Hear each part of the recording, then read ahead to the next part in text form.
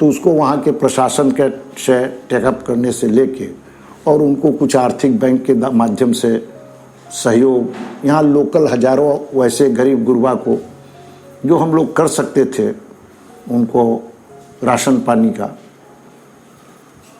तो ये तो विभिन्न तरह से हमने कुछ इलाज का काम, कुछ ऐसे लोग इस टाइम में जो बीमार हो गए, गर्भवती महिला थी या कुछ अन्य ढंग से लोग अस्वस्थ थे, उन लोगों को गाड़ी उड़ी उपलब्ध करा करके, मान लीजिए अभी एम्बुलेंस नहीं मिल रही है तो गाड़ी उपलब्ध करा के उनको सही सिलीगुड़ी या किशनगंज तक पहुंचाना, इस्लामपुर पहुंचाना, ये हमारे यहाँ होते रहता है। इसलिए कोई अभी कुछ ज़्यादा हुआ, लोग ज़्यादा आए तो ज़्यादा हुआ, नहीं तो ये तो मेरे जीवन का अंग रहा है।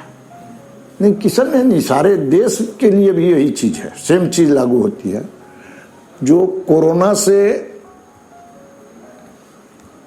ये अन्य चीज़ों को जो हम लोगों को सावधानी बरतनी है, ये कॉमन हो गया। मगर एक चीज़ मैं जनरली अभी भी तक जानता हूँ जो कि इसको प्रचार में बहुत कम आया है,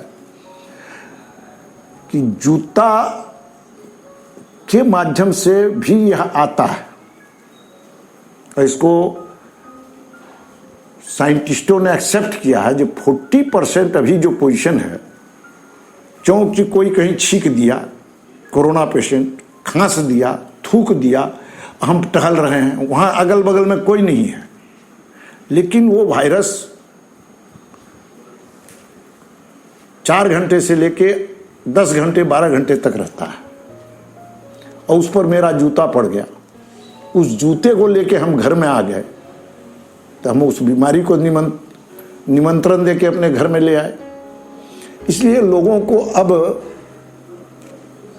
अपनी चरण पादुका को मैं कहूँगा सबसे पहले, आज और चीज़ आप जान गए हैं, मगर इसको भी आप बाहर, घर के बाहर रख करके तब घर में प्रवेश करें।